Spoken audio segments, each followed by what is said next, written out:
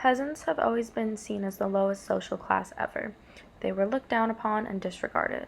As time progressed, whether Eastern or Western Europe, there were many changes to peasant life, but also many continuities which took place.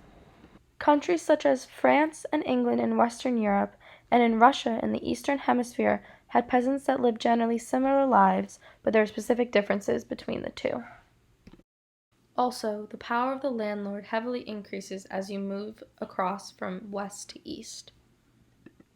Starting in France, most peasants owned small amounts of land and there were few serfs. Most French peasants were subject to certain feudal duties known as banalités. This meant that it was required to pay the lord to use their mill to grind grain in order to produce and bake bread.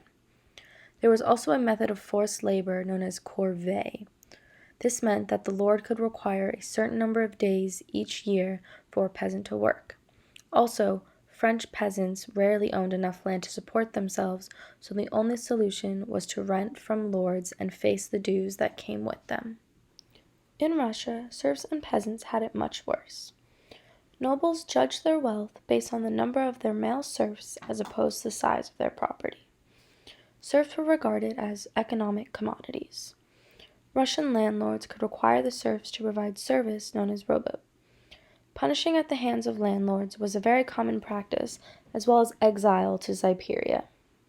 The structure of the Russian monarchy unfortunately aided the dehumanizing of the serfs. Peter the Great alone created villages to favor nobles, and Catherine the Great gave nobles authority to rule completely over the serfs.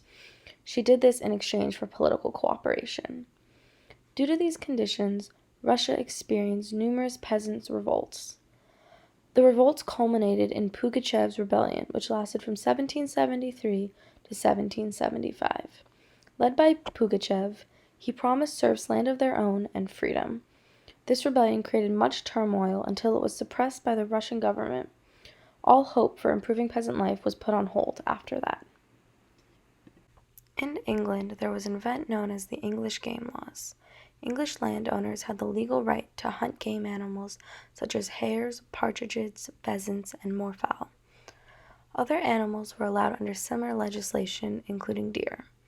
According to the law, only people owning a specific amount of land could properly hunt these animals.